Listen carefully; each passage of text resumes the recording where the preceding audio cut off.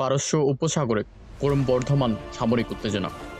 সাম্প্রতিক ইসরায়েলের ইরান আক্রমণের পর পারস্য উপসাগরে সামরিক উত্তেজনা তীব্র আকার ধারণ করেছেন।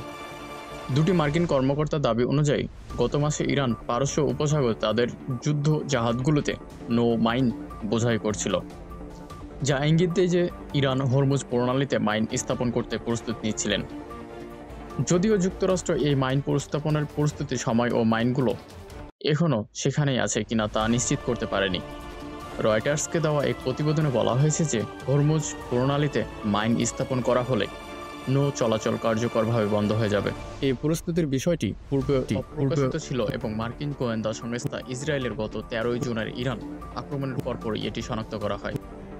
মার্কিন প্রতিরক্ষা গোয়েন্দা সংস্থা ডিআইএ জানিয়েছেন যে ইরানের কাছে 5,000-এরও বেশি নৌ মাইন রয়েছে, যা ছোট দ্রুতগামী নৌকা দ্বারা দ্রুত স্থাপন করা যেতে পারে।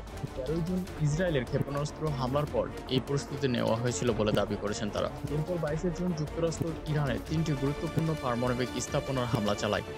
এর প্রতিক্রিয়ায় ইরানের সংসদ হরমুজ প্রণালী বন্ধ করার পক্ষে এটি প্রস্তাব পাস করে।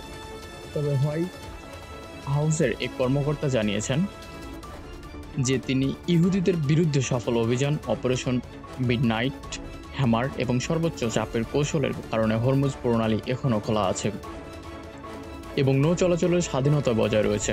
তা সত্ত্বেও মার্কিন কর্মকর্তারা ভবিষ্যতে ইরানের পক্ষ থেকে তাদের প্রতিশোধমূলক পদক্ষেপের সম্ভাবনা উড়িয়ে দিচ্ছেন না। বিশেষজ্ঞরা সতর্ক করে দিয়েছেন যে হরমুজ প্রণালী বিশ্বের অন্যতম গুরুত্বপূর্ণ এবং ব্যস্ততম শিপিং লেন, যা বিশ্বের মোট তেল ও গ্যাস সরবরাহের প্রায় 20% এর জন্য দায়ী।